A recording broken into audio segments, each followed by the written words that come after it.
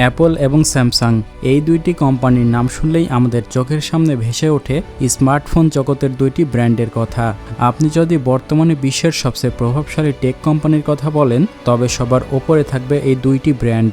একদিকে Apple company, যাকে বলা হয় ধনী মানুষের আভিজাত্যের প্রতীক, অন্যদিকে স্যামসাং, যেটি তার উদ্ভাবনী প্রযুক্তির জন্য পুরো বিশ্ব জুড়ে পরিচিত। কিন্তু প্রশ্ন হলো, এই দুইটি কোম্পানির মধ্যে আসলে কোনটি সেরা? কেউ বলে অ্যাপল সেরা, আবার কেউ বলে স্যামসাং সেরা। তো চলুন আমরা কম্পারিজন করে দেখি সব দিক দিয়ে কোন কোম্পানি সেরা, অ্যাপল নাকি স্যামসাং। তো প্রথমে আমরা অ্যাপল এবং স্যামসাং কোম্পানির ইতিহাস জেনে আসি।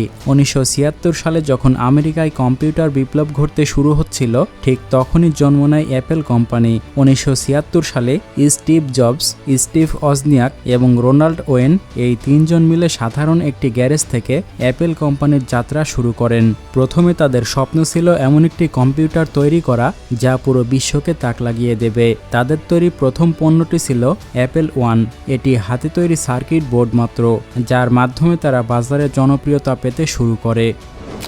অন্যদিকে স্যামসাং কোম্পানির যাত্রা শুরু হয়েছে 1938 সালে। 1938 সালে লি বিয়ং চুল এই কোম্পানি প্রতিষ্ঠা করেন। তবে অবাক করা বিষয় হলো, শুরুতে স্যামসাং কিন্তু কোনো টেক কোম্পানি ছিল না। তারা শুরু করেছিল মুদিখানা এবং নুডলস রপ্তানির ব্যবসা দিয়ে। পরে 1969 সালে তারা ইলেকট্রনিক সেক্টরে প্রবেশ করে এবং তখন থেকেই পুরো দুনিয়া তাদেরকে চিনতে শুরু করে।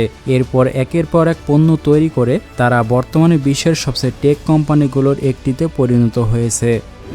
অ্যাপল কোম্পানির কথা বলতে গেলে সবার আগে যে নামটি চলে আসে তিনি হলেন স্টিভ জবস, যিনি শুধু একজন বিজনেসম্যানই ছিলেন না, তিনি ছিলেন একজন দূরদর্শী ব্যক্তি, যার মাথায় সবসময় ঘুরত কিভাবে টেকনোলজিকে সহজ করা যায়। তবে অ্যাপল কোম্পানির শুরুটা মোটেও এত সহজ ছিল না, কারণ 1976 সালে অ্যাপল কোম্পানি প্রতিষ্ঠা হওয়ার পরে 1985 সালে স্টিভ জবসকে তার নিজের কোম্পানি থেকে বের করে দেওয়া হয়, যেটি ছিল অ্যাপল কোম্পানির ইতিহাসের সবচেয়ে বড় ধাক্কা। কারণ তিনি চলে যাওয়ার পর অ্যাপল কোম্পানি ধীরে ধীরে ডুবতে শুরু করে। তারপর 1997 সালে স্টিভ জবকে যখন আবার ফিরে আনা হয়, তখন থেকেই শুরু হয় অ্যাপল কোম্পানির আসল যাত্রা। তারপর থেকে তিনি একে একে দুনিয়াকে উপহার দেন আইম্যাক, আইপ্যাড এবং আইফোনের মতো ডিভাইস, যা পুরো টেক দুনিয়াকে চিরতরে বদলে দিয়েছে। অন্যদিকে স্যামসাং কোম্পানির গল্পটা একটু অন্যরকম। স্যামসাং কোম্পানির প্রতিষ্ঠাতা চাইতেন স্যামসাং শুধু একটি পণ্য নয়, বরং সব ধরনের পণ্য তৈরি করুক, এবং সেটাই হয়েছে। স্যামসাং কোম্পানি বর্তমানে শুধু ফোন না, টিভি, রেফ্রিজারেটর থেকে শুরু করে প্রায় সব ধরনের ইলেকট্রনিক্স পণ্য তৈরি করে থাকে। 1987 সালে স্যামসাং কোম্পানির প্রতিষ্ঠাতা মারা যাওয়ার পরে তার ছেলে স্যামসাং কোম্পানির দায়িত্ব নেন এবং স্যামসাংকে একটি লোকাল কোম্পানি থেকে গ্লোবাল ব্র্যান্ডে পরিণত করেন। অর্থাৎ স্যামসাং আজও একটি ফ্যামিলি ভিত্তিক পরিচালিত কোম্পানি, যা তাদেরকে অন্য সব টেক কোম্পানি থেকে আলাদা করে তুলেছে। এবার জানা যাক স্যামসাং এবং অ্যাপল কোম্পানি আসলে টাকা আয় করে কিভাবে। শুরুতে অ্যাপল কোম্পানির কথা বললে একটা কথা মাথায় রাখতে হবে, অ্যাপল কখনো সবার জন্য পণ্য তৈরি করে না। তারা সেই সব মানুষদেরকে টার্গেট করে পণ্য তৈরি করে যারা কোয়ালিটির জন্য কোটি টাকা খরচ করতে পারে। এ কারণেই অ্যাপলের সবচেয়ে সস্তা আইফোনের দামও প্রায় লক্ষাধিক টাকা। প্রতি বছর তারা শুধুমাত্র একটি সিরিজের আইফোনই তৈরি করে থাকে, যেটি বাজারে লঞ্চ হওয়ার সাথে সাথে কাস্টমারদের লাইন পড়ে যায়। তাছাড়া তারা শুধু হার্ডওয়্যার বিক্রি করেই থামেনি, তারা পুরো একটি ইকোসিস্টেম তৈরি করেছে। তারা তৈরি করেছে তাদের আলাদা অপারেটিং সিস্টেম, যেখানে একবার প্রবেশ করলে বের হওয়া প্রায় অসম্ভব। আর এটাই অ্যাপল কোম্পানির সবচেয়ে বড় বিজনেস। অন্যদিকে স্যামসাং কোম্পানির বিজনেস মডেলগুলো সম্পূর্ণ আলাদা। তাদের টার্গেট সব রকমের চাহিদার উপরে। তারা একসঙ্গে budget phone, mid range phone এবং হাই সেগমেন্টের প্রিমিয়াম ফোন তৈরি করে। মানে যার পকেটে 10,000 টাকা আছে সে যেমন স্যামসাং কিনতে পারবে, তেমনি যার পকেটে 1 লক্ষ টাকা আছে সেও স্যামসাং কিনতে পারবে। কিন্তু স্যামসাং কোম্পানির সবচেয়ে বড় শক্তি অন্য জায়গায়। স্যামসাং কোম্পানি শুধু ফোন তৈরি করে না, তারা সেই ফোনের ভেতরে চিপ থেকে শুরু করে ডিসপ্লে এবং ব্যাটারি সবকিছুই নিজেরাই তৈরি করে। এমনকি আইফোনের ডিসপ্লে এবং চিপ স্যামসাং কোম্পানি তৈরি করে থাকে। অর্থাৎ স্যামসাং কোম্পানি যেমন অ্যাপল কোম্পানির প্রতিযোগী, অন্যদিকে একই সাথে তারা অ্যাপল কোম্পানির সাপ্লায়ার। পৃথিবীতে এমন অদ্ভুত বিজনেস আর কোথাও খুঁজে পাওয়া যাবে না। এবার জানবো অ্যাপেল এবং স্যামসাং কোম্পানির ইকোসিস্টেম কতটা শক্তিশালী। আপনি হয়তো শুনেছেন অ্যাপেলের M1, M2, M3 এবং A17 বায়োনিক চিপের নাম।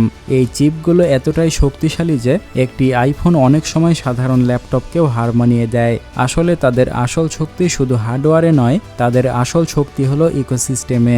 একবার চিন্তা করুন, আপনার কাছে আইফোন আছে, সাথে আইম্যাক আছে এবং আইপ্যাডও আছে। এই তিনটি ডিভাইস একসঙ্গে এমনভাবে কাজ করে যেন এগুলো একটি ডিভাইস। এ কারণে একবার অ্যাপেলের দুনিয়াতে প্রবেশ করলে মানুষ আর সেখান থেকে বের হতে পারে না। এই দিক থেকে স্যামসাংয়ের গল্পটা সম্পূর্ণ আলাদা। স্যামসাংয়েরও নিজস্ব ইকোসিস্টেম আছে, যেমন গ্যালাক্সি ফোন, গ্যালাক্সি ওয়াচ এবং গ্যালাক্সি ট্যাব একসঙ্গে ব্যবহার করলে অনেক সুবিধাই পাওয়া যায়। তবে অ্যাপেলের ইকোসিস্টেম যতটা টাইট, স্যামসাংয়ের ইকোসিস্টেম ততটা নয়, কারণ স্যামসাং অ্যান্ড্রয়েড অপারেটিং সিস্টেম ব্যবহার করে, যেটি মূলত গুগলের তৈরি। তাই স্যামসাংয়ের ইকোসিস্টেমের ওপর স্যামসাংয়ের সম্পূর্ণ নিয়ন্ত্রণ নেই। কিন্তু হার্ডওয়্যারের দিক থেকে স্যামসাং এমন একটি কোম্পানি যাকে পুরো পৃথিবী এড়িয়ে চলতে পারে না, কারণ পৃথিবীর প্রায় সব টেক কোম্পানি কোনো না কোনোভাবে স্যামসাংয়ের সাথে জড়িত। অ্যাপেলের iOS এতটাই সুরক্ষিত যে হ্যাকারদের ভাঙা এটি প্রায় অসম্ভব, কারণ অ্যাপেল জানে তাদের iOS কোন হার্ডওয়্যারে চলছে। এ কারণে আইফোনে ভাইরাস বা ম্যালওয়্যার আসার সম্ভাবনা অ্যান্ড্রয়েডের তুলনায় অনেক কম। তাছাড়া অ্যাপেল তাদের পুরনো ডিভাইসেও দীর্ঘদিন সফটওয়্যার আপডেট দেয়, মানে আপনি 5 বছর আগের আইফোন কিনলেও সেটি আজকের নতুন iOS-এ চালাতে পারবেন। অন্যদিকে স্যামসাংয়ে অ্যান্ড্রয়েড অপারেটিং সিস্টেম থাকার কারণে অ্যান্ড্রয়েডের সবচেয়ে বড় সুবিধা হলো এর স্বাধীনতা, মানে আপনি যা চান তাই করতে পারবেন, যে কোনো অ্যাপ ইনস্টল করতে পারবেন, এমনকি ফোনের ভেতরের সব কিছু নিজের মতো করে সাজাতে পারবেন। অ্যাপেলের iOS-এ মূলত এই স্বাধীনতা নেই, কিন্তু এই দিক থেকে অ্যান্ড্রয়েডের সবচেয়ে বড় সমস্যা হলো অ্যান্ড্রয়েড অনেক বেশি ওপেন হওয়ার কারণে ভাইরাস এবং ম্যালওয়্যার আসার সম্ভাবনা অনেক বেশি থাকে। তাছাড়া স্যামসাংয়ের সব ডিভাইসে দীর্ঘদিন যাবৎ আপডেট দিতে পারবেন না। তবে স্যামসাং কোম্পানি ঘোষণা দিয়েছে তাদের প্রিমিয়াম ফোনগুলোতে 7 বছর পর্যন্ত সফটওয়্যার আপডেট দেবে, যা অ্যাপেলের সাথে টক্কর দেওয়ার একটি বড় পদক্ষেপ। এবার জানা যাক অ্যাপেল এবং স্যামসাং কোম্পানি কী পরিমাণ রেভিনিউ জেনারেট করে। অ্যাপেলের রেভিনিউয়ের কথা বলতে গেলে অ্যাপেল বিশ্বের প্রথম কোম্পানি যারা স্টক মার্কেটে $3 ট্রিলিয়ন বেশি মুনাফা অর্জন করেছে। এই সংখ্যাটা এতটাই বড় যে অনেক দেশের জিডিপিও এর থেকে অনেক কম। প্রতি বছর অ্যাপেল প্রায় 380 থেকে 400 বিলিয়ন ডলারেরও বেশি রেভিনিউ জেনারেট করে। কিন্তু সবচেয়ে অবাক করা বিষয় হলো অ্যাপেলের সবচেয়ে বেশি আয় আসে আইফোন থেকে, যা তাদের মোট রেভিনিউয়ের প্রায় 50%। অন্যদিকে স্যামসাংয়ের রেভিনিউয়ের গল্পটা একটু আলাদা। স্যামসাং প্রতি বছর প্রায় 200 থেকে 250 বিলিয়ন ডলার রেভিনিউ জেনারেট করে, কিন্তু এই রেভিনিউ শুধু ফোন থেকে আসে না, তাদের আয় আসে বিভিন্ন খাত থেকে। কারণ স্যামসাং বিশ্বের সবচেয়ে বড় মেমোরি চিপ এবং ডিসপ্লে প্যানেল তৈরিকারী কোম্পানি। মানে স্যামসাং একদিকে যেমন ফোন বিক্রি করছে, অন্যদিকে অ্যাপেল, গুগল সহ বিশ্বের বড় বড় কোম্পানির কাছে চিপ এবং ডিসপ্লে বিক্রি করছে। তবে অ্যাপেলের তুলনায় স্যামসাংয়ের প্রফিট মার্জিন অনেক কম, কিন্তু বিক্রির পরিমাণে স্যামসাং অ্যাপেলের চেয়ে অনেক এগিয়ে, কারণ পৃথিবীর বেশিরভাগ মানুষ এখনও স্যামসাং ফোনই কিনে থাকে।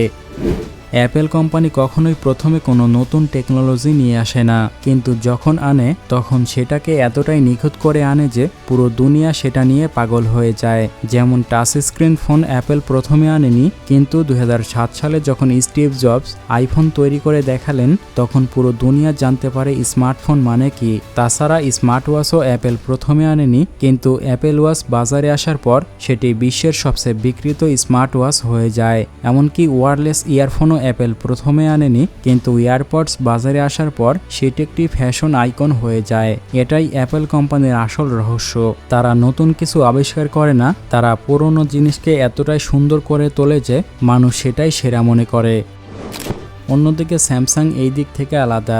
স্যামসাং আগে বাজারে আনে, তারপরে নিখুঁত করে। এ কারণেই স্যামসাং অনেক সময় অ্যাপেলের আগেই নতুন টেকনোলজি বাজারে নিয়ে আসে।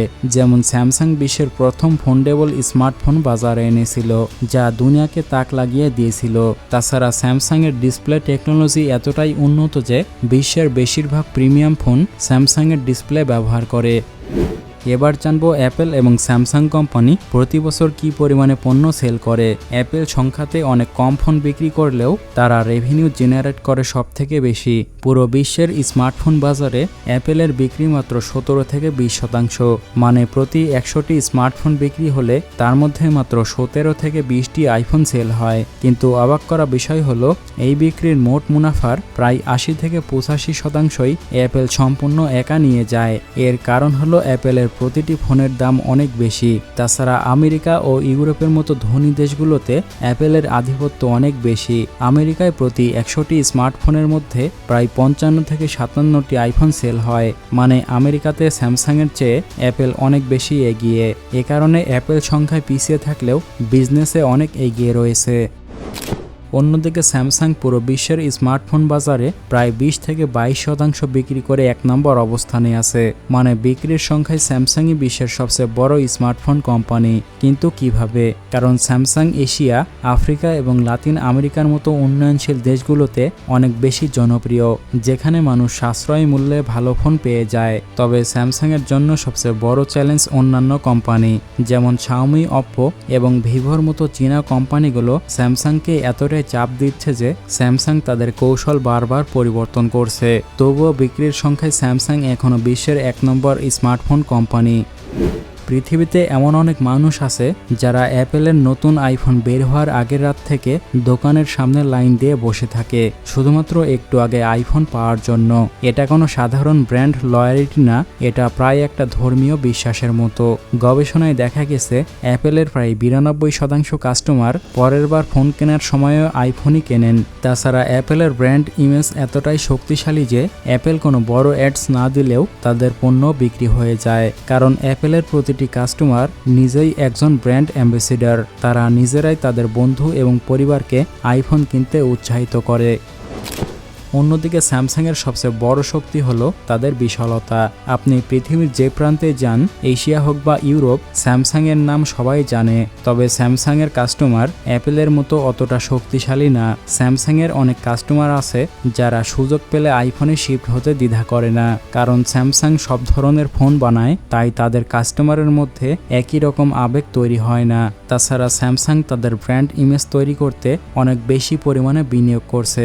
বিশ্বের বড় বড় স্পোর্টস ইভেন্ট এবং কালচারাল প্রোগ্রামে স্যামসাংয়ের স্পন্সরশিপ দেখা যাচ্ছে। তো ভিডিওটি সম্পূর্ণ দেখার পর আপনি নিশ্চয়ই বুঝতে পেরেছেন কোন কোম্পানি সেরা। এখন আপনার কাছে একটি প্রশ্ন, আপনাকে যদি বলা হয় কোন কোম্পানি সেরা, তাহলে আপনি কোন দলে থাকবেন, অ্যাপল নাকি স্যামসাং? উত্তরটি অবশ্যই কমেন্ট করে জানাবেন।